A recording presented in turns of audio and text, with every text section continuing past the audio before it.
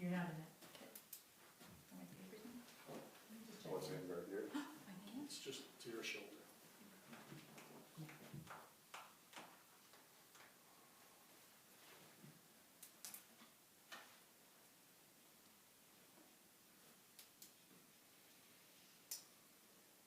We're just waiting. Till 4:30.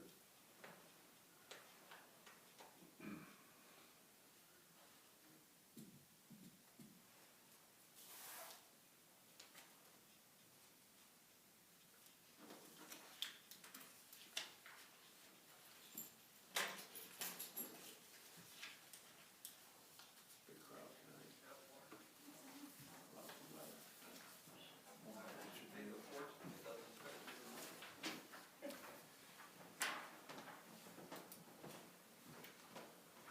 All right, it must be 4:30. I will call this meeting to order on January 3rd, 2017 at 4:30 p.m. at the Kent Town Hall, and welcome all the masses out there in YouTube land, and ask everybody to stand and salute the flag. I pledge allegiance to the flag of the United States of America and to the republic for which it stands, one nation, under God, indivisible, with liberty and justice for all. Thank you. Is that going to be the first item in your budget, a new flag? Looking for a donation. Say a letter. Okay, item number 3, anybody have anything to add to this agenda? I do not. Hearing none, we'll move on to number 4. Our last meeting was a meeting that was held, it was in place, if you recall, of our December meeting, because Jeff had to be away. It was held on November 30th, 2016. It was a special meeting. Mike and I were the only 2 selectmen there. And I would make a motion to approve the minutes of that meeting. Second. All in favor? Okay. Public communication, anything oral from the crowd? No.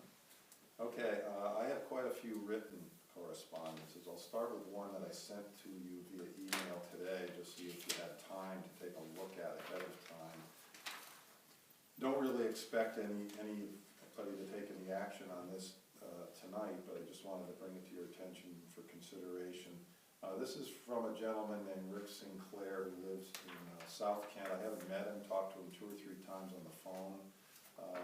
He feels very strongly about keeping fracking waste out of Connecticut and more specifically out of Kent.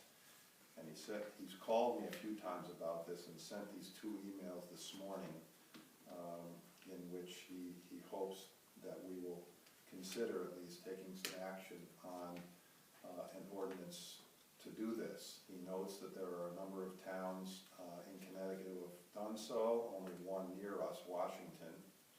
And I thought if you were interested, I might give them a call and see what it entailed. There are a few upcoming workshops and so forth if you're interested, but I promised him that I would bring it to your attention. If you have any feelings one way or another about it, or just want to look into it, but I certainly have no interest in having fracking waste brought to our town. Doesn't seem like there's any particular place that would be appropriate in Kent anyway. I wouldn't think so, but I don't know enough about it. So I'll look into it a little further and report back to you at our next meeting about it. In the meantime, check out the 2 emails I sent you, and if you have any questions, let me know. Okay, the second thing is a couple of alarming letters that I got from the state of Connecticut last week. One cuts our educational cost sharing amount in half in this fiscal year that we're in right now. So we have in our budget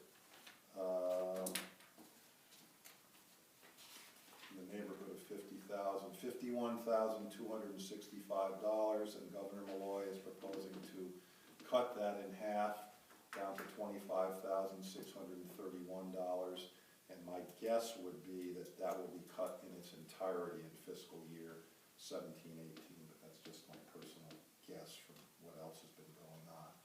What they've done is cut the towns that they feel can afford to have these cuts, and all of the Region 1 towns have been cut except, I believe, except North Canaan. Greenwich was cut 90%, just to give you some examples of who they picked on, and then the towns that they feel need the money more than we do were increased. So if you'd like to look at the letter, I'd be happy to send it to you, but Barbara's going to report and talk more on it at the Board of Finance meeting tonight. It has a list of all of the towns and how much they get and how much they'll be cut. I also received a letter the same day from the Office of Policy and Management at the state, writing to advise us of the status of available funding for the LoCIP program. The LoCIP program is a pot of money that all towns are entitled to for projects, various projects. We use it here in Kent for road projects, and some towns let it build up until there's a large sum of money and then spend it on a big project, and that's what we've tended to do over the years. The last one we spent was about $165,000 a few years ago. We presently have, according to our treasurer, about $130,000 in it. And Cornwall, on the other hand, just for sake of comparison, they use it immediately. Whatever comes in a year, they find a use for it. You can't take it and put it in the bank. If you take it, you got to use it. So another cut that they're making is they're cutting $30 million from the LoCIP program, and it appears as though we will lose access to the 130 or so. All it is a one-page letter. They don't give us any specifics about each town like the other one did. But Barbara will be talking more about this at the Board of Finance meeting tonight as well. So if I get some more details for you, I'll pass that on. Okay, but just to see if I understand, Yeah. the money that has been allocated to us in the past that we elected not to use will now be...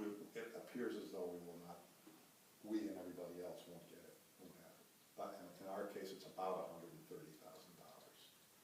And we had talked about using that for certain programs, hadn't we? Rick had it earmarked for a program. I don't know what it is at this time. A bridge? Yeah, but it looks like we're gonna lose it. Which bridge? West Church Road. Yeah. Appears as though we're gonna lose it. What, Debbie? We can live without that bridge. I guess Cornwall had the right idea. Can't take the money. Maybe. I don't know what they used it for, because we don't get much on a yearly basis, but they took it as they got it. And I'm sure some other towns did too, but our strategy has been to build it up. So fortunately, we didn't let it build up too much. And it was $300,000, so there's that. And I also have written some of the usual reports, one from Leslie Ferris on senior activities for the month of December. You have a copy of it. Another is a letter from Leslie advising us that the Park and Rec Commission has submitted a grant application for $2,575 for planning and design of revisions to the trail at Emery Park. It would be used to design switchbacks along the existing trail, which is very steep, to make it less steep and more user-friendly. Donna has submitted her usual comprehensive multi-part report for the various departments that she represents. Donna, is there any of them that you would like to specifically mention from your report? A nice job you did every month for the department. Thank you. Okay. I think that is it. Any other written communication? Okay. My report you have a copy of. There's one copy of it here, then if you would like it. It includes the months of November and December, because I didn't submit one in November because it was a special meeting, so both months are included in that report. Not much out of the ordinary, but despite it being two pretty quiet months, especially December, I pretty busy, I guess, in hindsight, so. Do either of you have anything, bring to our attention? Okay. Barbara has submitted her report. She is available in the building if we need her. Her report is right here. Revenue, just got it. I haven't had a chance to look it over myself, so.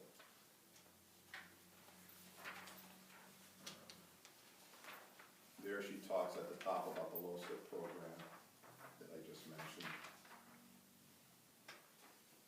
Give you a better idea. She'll submit this same report to the Board of Finance tonight.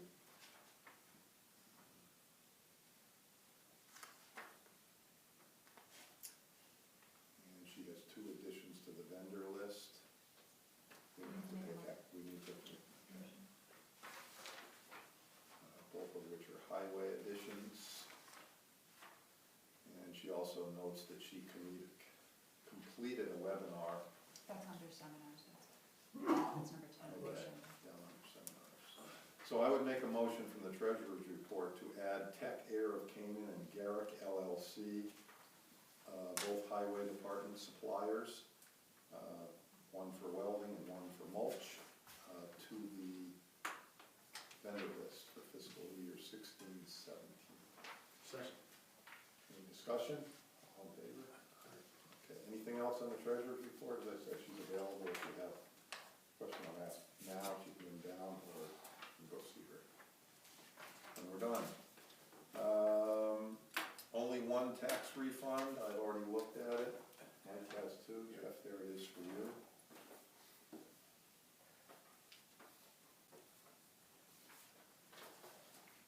Make a motion to approve the one tax refund as submitted by the tax collector.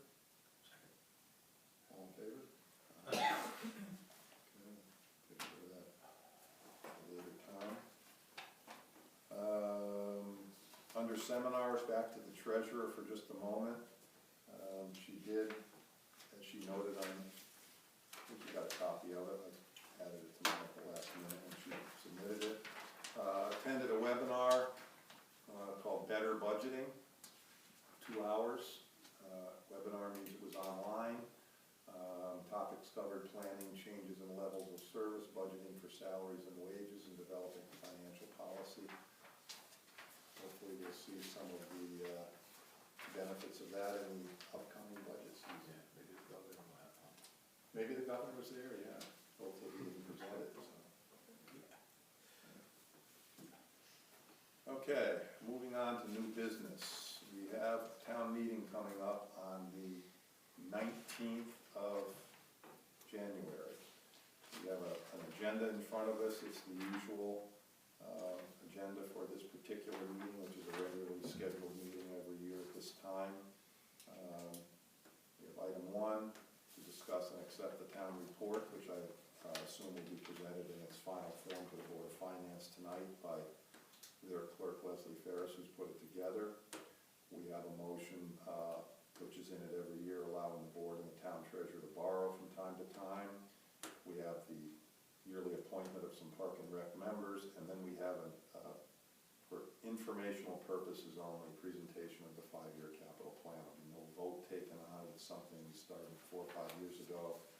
Doesn't generate a whole lot of comment or questions, but I think it's a good practice to continue to do, just to let people know what's coming up. So we've got, coming up on our agenda, we've got the capital plan, which we can discuss, and then I will be taking it to the Board of Finance at 7 o'clock for them to neither one of us are approving it. We're just agreeing to present it to a town meeting for discussion, that's all.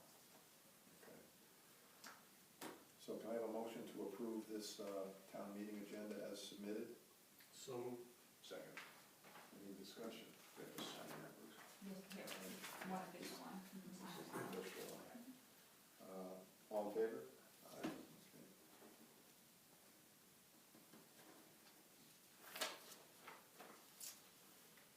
Okay.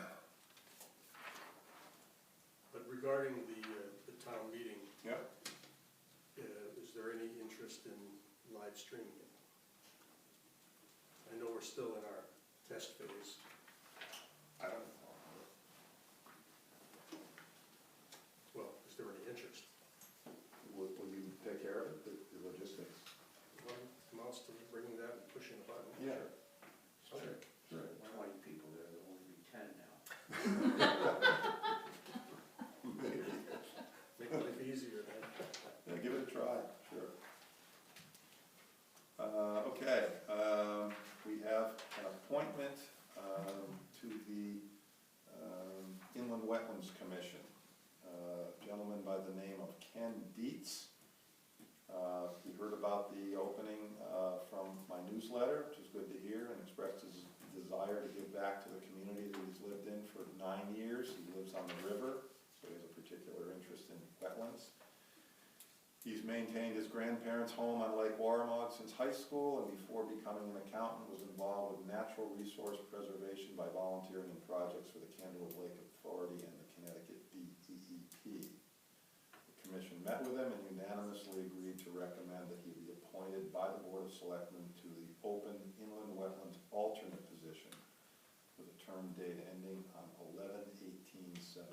So I would move to appoint Ken Dietz to an alternate position on the Kent Inland Wetlands Commission. Is he completing a term? Yes. To complete a term which is set to end November 18th, 2017. Sounds like a good candidate. Second. Any discussion? All in favor? Thank you. Add that choice. Okay, the operating budget, our favorite time of year, is fast approaching, and I have two things I'd like to have you take a look at. One is a letter, which I've written and sent to you a month or so ago, but have made some tweaks to it since that time.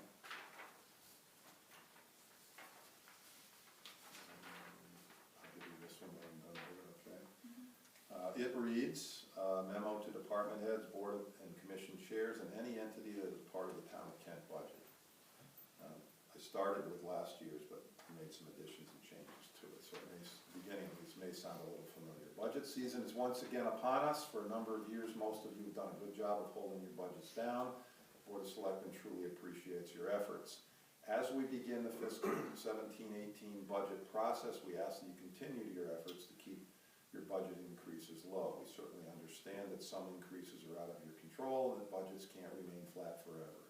You'll be expected to document any sizable increases and any new additions to your budget. We continue to believe that there is not a need for new positions, increased hours, and large ticket purchases. Our salary review resulted in the finding that most of our salaries are at or above the Northwest Hills COG average. 2 were found to be substantially below the average and were raised retroactive to July 1st, 2016. It is worth noting that there are still some that are below that average, so maybe something we want to discuss. We are happy to discuss this and anything else related to the budget process. We're always open to suggestions for areas to save money. We'll be meeting with each of you in February. See the budget schedule attached, and I'll give you a copy of that in a moment. The capital plan will be presented to the town for discussion on January 19th, and there will be a capital plan attached as well. It is also worth noting that cuts are coming from the state. These are hard to plan for at present, but one has already been announced for fiscal year 16-17. Our education cost sharing grant, ECS, has just been cut by $25,000, 50%, and will likely be entirely cut next year. Unlike some towns, we are fortunately not heavily dependent on state aid. This letter, along with the budget schedule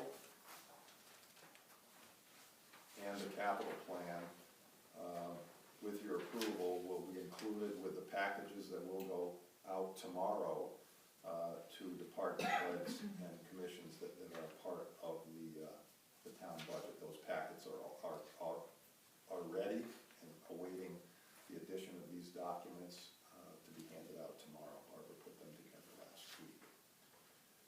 Any questions, corrections, comments on the letter, additions, anything you'd like on that?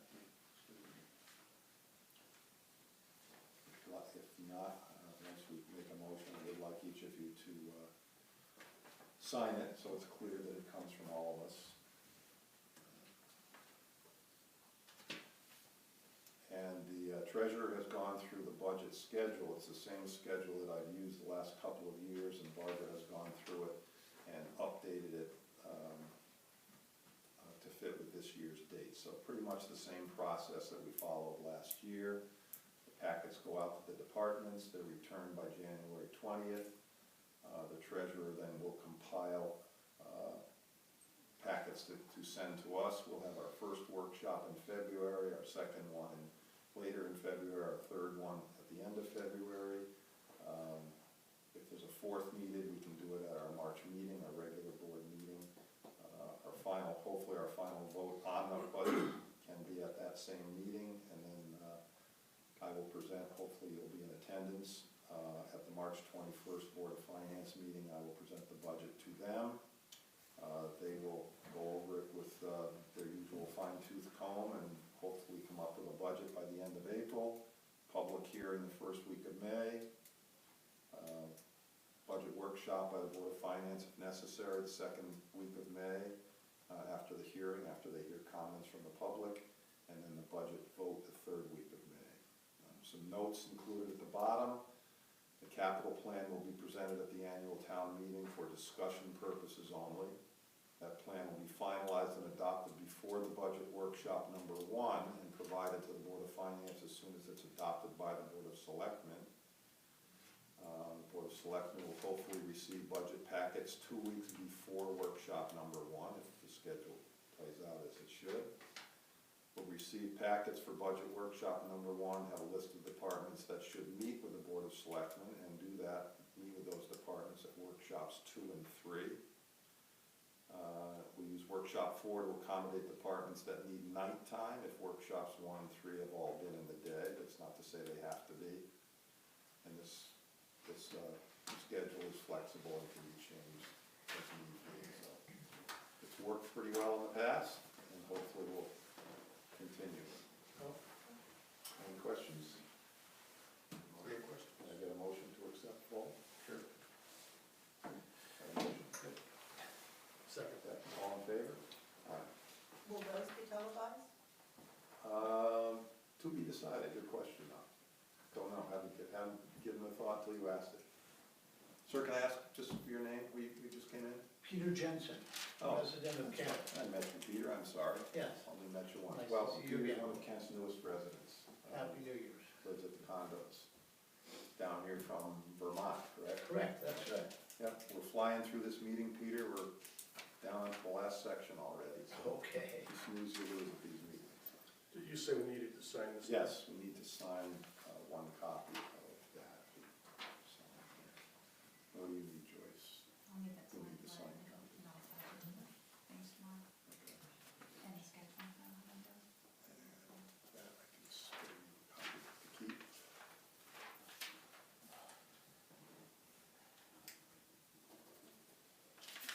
And that's yours. Okay, old business, the 5-year capital plan. You have a copy of it in front of you. It was finalized for our consideration only half an hour ago, because a major part of it was lacking. Just to refresh your memory, the years fiscal 18, 19, 20, and 21 are actually, set in stone is not the right term, but we've already discussed them. They're already in effect, are in the process of being funded 20% at a time. That's not to say we can't do any changes to them, but we and the Board of Finance informally agree, it's not a policy, but it's an informal agreement that once it gets into that point, unless there's good reason, it pretty much stays as is. So the year we're talking about is fiscal year 22. Those are the new ones that, in this plan, crossed over the black line from the outside 5 years to the inside been in this plan for a number of years, but to the right of the black line, I believe the highway items have been in the plan. Yes, the fire department apparatus has been in the plan. What else? The bridge at 250 has been in the plan.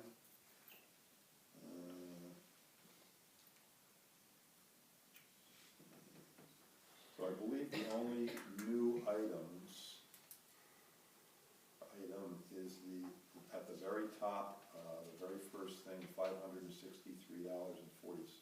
$563,463.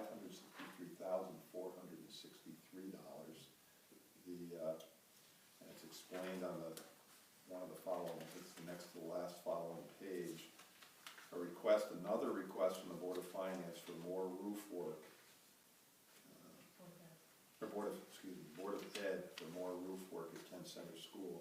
I'm not really clear as to what section of roof that is. My guess is that they will be at the Board of Finance meeting tonight to explain that. It does say a 23,690 square foot section of roof. That jumps that capital plan. Playground too, Kent Common, 100,000. Oh, okay. And that's The very last thing, the Kent Common Playground is in there at 100,000. That's the playground next to the tennis courts. There's attached document. And there is documentation attached explaining that in some pretty good detail. So, as we've stated earlier in this meeting, what the hope is that this plan or some version of it can go from this meeting to a 7 o'clock Board of Finance meeting, at which time the Board of Finance, we or the Board of Finance can take action on it. My personal belief is that the townspeople ought to have a chance to look at this before anything is removed from it, but that's based upon looking at it for the second time in the past half hour or so.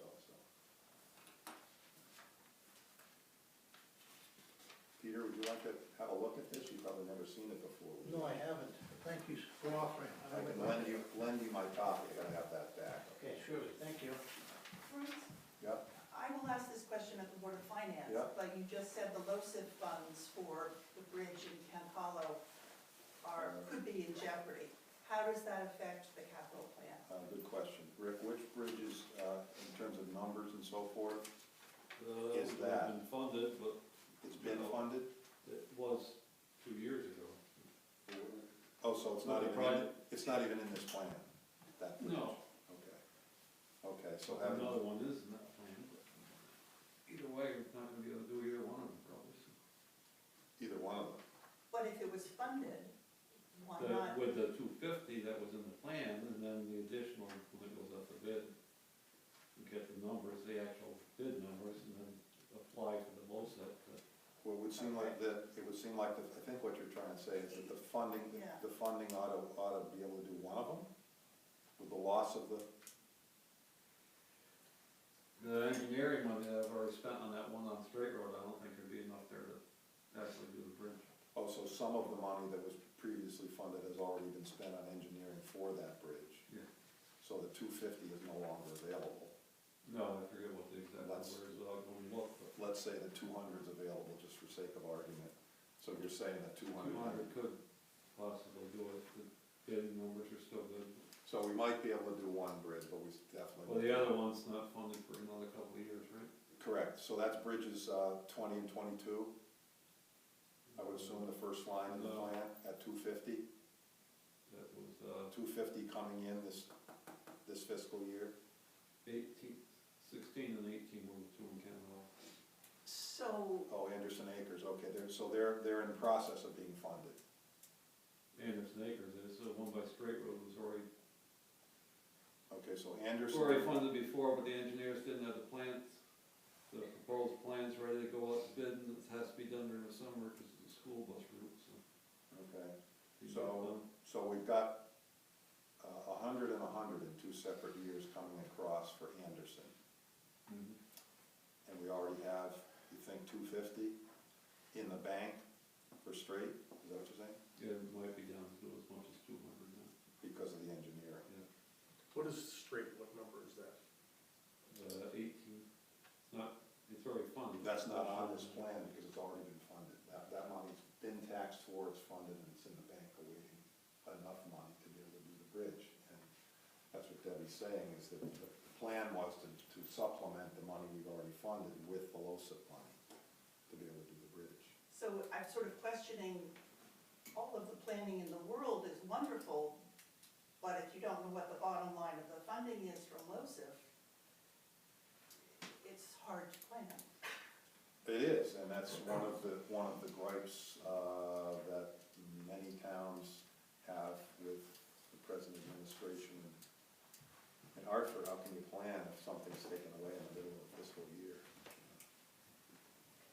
But we did, I thought we would fund, I'm sorry, I thought LoCIP was a matching fund. I thought we had to pay it to get it back. I'm wrong.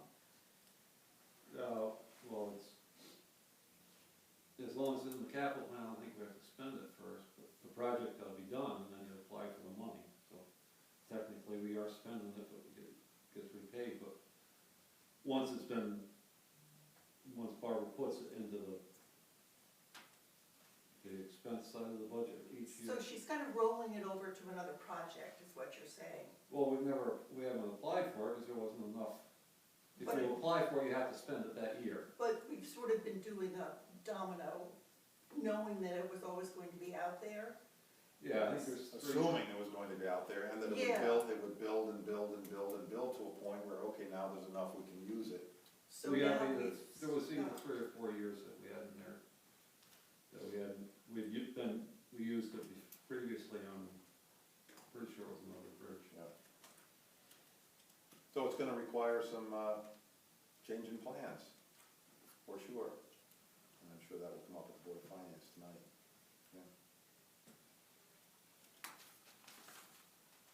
So, what's your pleasure with this one? One option is to send it on as is to the Board of Finance this evening. Or take something out of it, push something back, we can do that too. We do not, in sending it on to the Board of Finance, we do not necessarily imply that we approve of it, we're just, Send it on the way then. It's a little tough to do anything with it, having looked at it for Right, 2 or 3 exactly. minutes. But I do have a Exactly. question. I remember last cycle through this, there was that issue of the $850,000 KCS building improvements. and that was removed. Well, it looks like they broke it up into 2 parts. Unless there's something, unless the roof item for 23 is a new item. Well, the 300 was already there. That was in 24 last year, right, Bruce? That was in 24 last year, and so that moves, it's moved a little bit. So, interesting that the total is roughly 850, yeah, that's, I think what you're saying.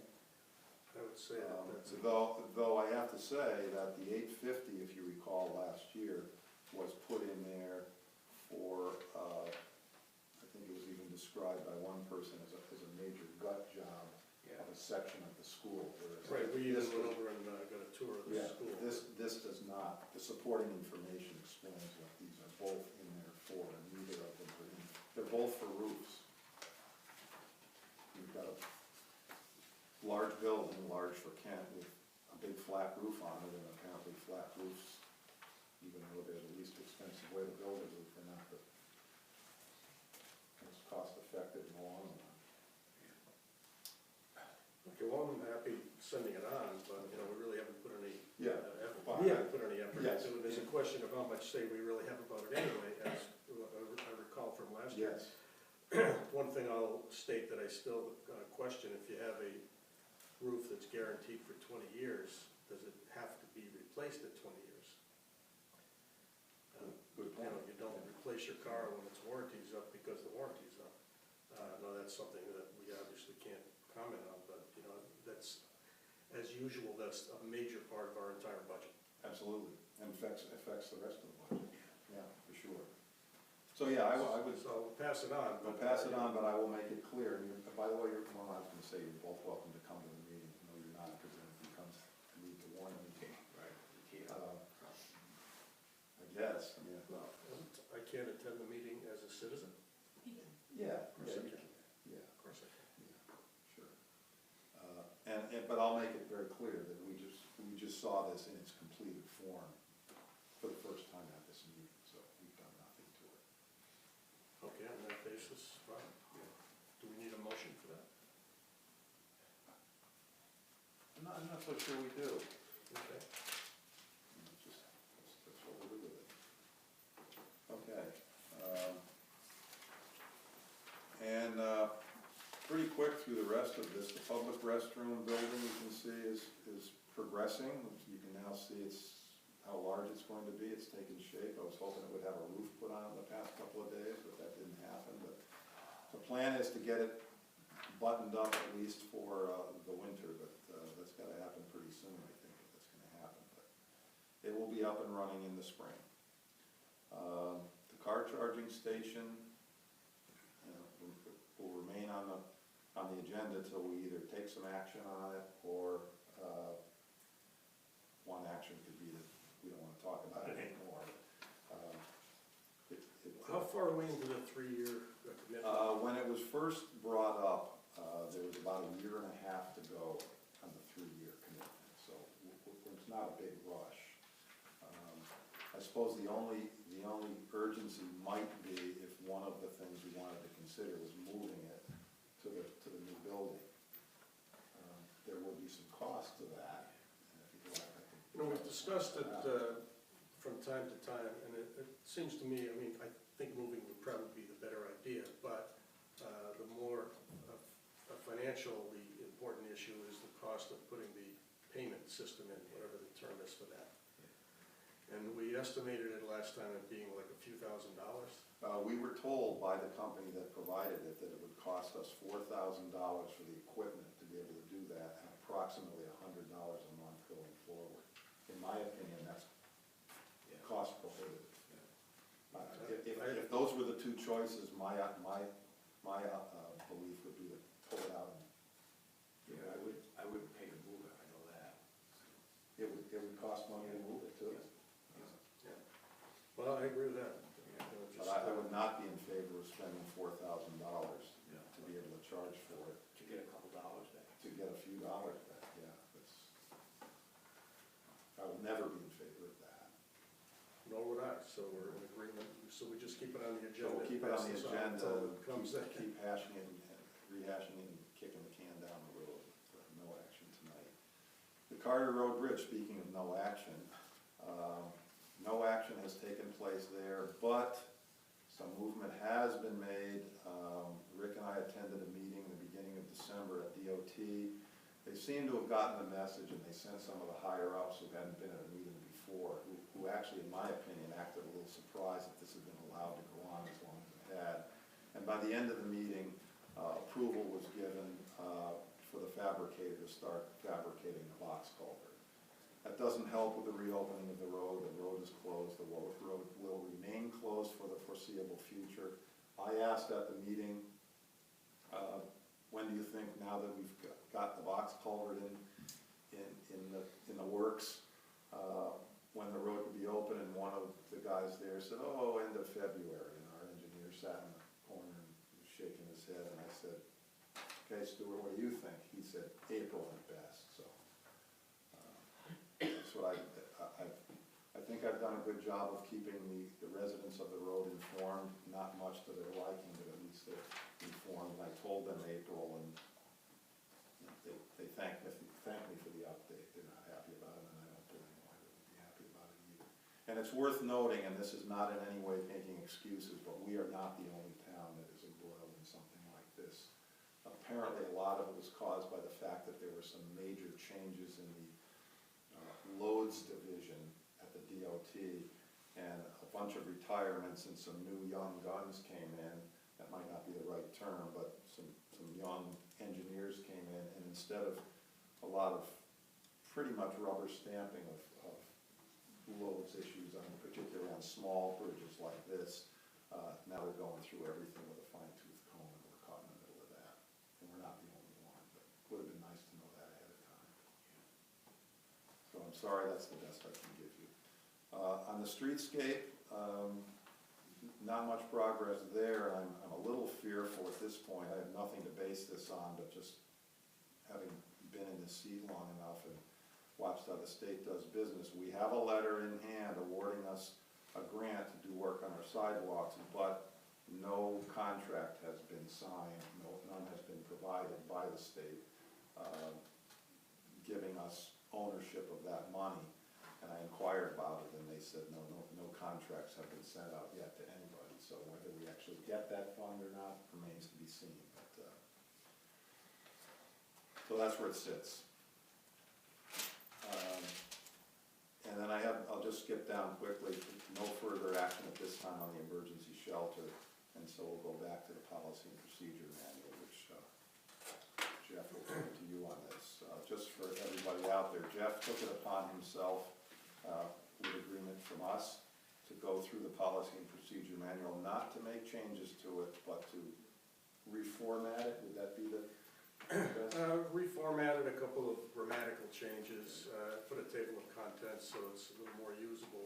And you submitted that to us this afternoon? Yes, there actually are 2 additions, Okay. which are in red in the version you have, but I have them printed out separately.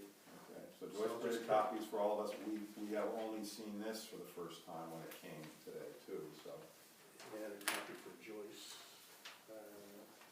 Those are the 2 changes that are in red within this document. Yeah, they are in red within the document, so they're identified as additions in the document, which, let me restate, the content and substance should be essentially identical to the previous version. You know, I just made some grammatical corrections, and I reorganized it so it follows with some logical sequence. So the content and substance should be Should be the identical same, to what we took on in the first place. And if anyone finds any differences that were unintended, they would have been unintended, and they'll be corrected. So one of the things, the first page I've handed out separately is called departments, and this came about as a result of last year's budget process and salary review. And what we had talked about was coming up with some program where department heads had some authority for salary adjustments within some limited range. And where is that within the book? Well, it's red. Got it, it's on page 6. Okay. So, but if you look at it on the black copy, it's Yep. easy to look at. Okay, just wanna make We sure. identified 9 departments. I had initially only had 7, so you corrected me that there were 9 departments. And this is language I had put together a couple of months ago just for consideration, so I think we need to get feedback from the department heads, from the treasurer. So none of this was previously in this handbook? The red was not previous in the handbook. Okay, This all came about again through our salary discussion in the last budget cycle. okay. And in our discussions, where we felt there was some need for accommodation, we talked about in the past how, you had made some midterm adjustments, and it never seemed to be, there never was an acceptable solution to it. It seemed to be ad hoc and, I won't say prejudicial, but not equal, not, across the board or anything. So this was an attempt to put together a program where departments heads have some flexibility to deal with individual departments that have, where adjustments seem to be worthy. So this is really submitted for review, and the policy manual can probably be reissued like tomorrow without the new sections, this one and one other section, so that it's a functioning policy manual if we want to accept it. And item 2 is there was a section in the policy manual dealing with legal compliance with several federal requirements, and I thought it appropriate to add one more. We deal with EEOC, ADA, and one other policy that I don't remember. But I'm suggesting we add an E-Verify policy for employees within the town of Kent. E-Verify is free, it's a federal program, and it just is a quick and easy method of documenting status of an employee, You potential can employee. get a background check? Yes. Okay. That wouldn't apply to elected officials. Well, we can discuss to whom it applies. I don't think it applies to elected officials, but it's a process within the hiring and firing operation of an organization. So that's how I'm intending it to fit. Yeah, it probably wouldn't apply to elected. I don't think it could. I mean, I there's don't think it can. But in terms of hiring and firing, compliance with ADA, compliance with the EOC, compliance with other federal regulations that we don't specifically include, and we may choose to include more at a later date, but I'm suggesting we add this one. You may tell me it's not my business if it's not, but how did you become familiar with this? Through your previous employer? No, it's fairly well known for anyone interested in those issues. Okay. So let's just back up a second. So you would propose that when Joyce gets the opportunity to print this up without these two proposed additions Yes. and get it out to... I decided to submit it today with the proposed additions in red so you could see how they would fit into the manual, to make a complete picture of what the manual will look like. But we do need to agree individually on those two proposals. So for now, I would suggest we look at the manual and decide if you want to have a further review to make sure I didn't miss anything when I went through my reformatting. It's entirely possible. But the manual, I'll resubmit it to Joyce with some further editorial refinements in terms of formatting, make sure the page numbering works out and all that. But I'll delete the two new proposals, and we can put them off maybe till the next meeting.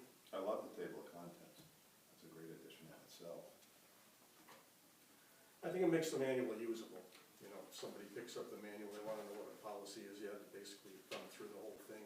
Is there just, probably nothing, but is there any reason why on page 4, which is part of the table of contents, that continuing education and job certification aren't bolded? When I said I was going to possibly do some reformatting, I'll look over little minor Very minor. errors such as that. Okay. And I've thought about putting together an index as well. It's a little more time consuming. If I decide this is really a great policy manual, then I'll put some effort into it. Now, the other thing I might note is there is reference throughout to some appendices that Joyce very recently sent me. It's just a compilation of forms I gather. Yeah, which should be in the And final. they should be included. Yeah, So okay. that'll just be another final edit. So shall we wait until the appendices are available and print up the whole thing for those that are impacted by it, or what do you think? Well, I think we need to decide how to proceed with these two additions. I think we need to get the department heads' comments, or whatever you think is appropriate, to get comments on the department head's authority to make salary adjustments. Because Well, I think with these two proposed additions,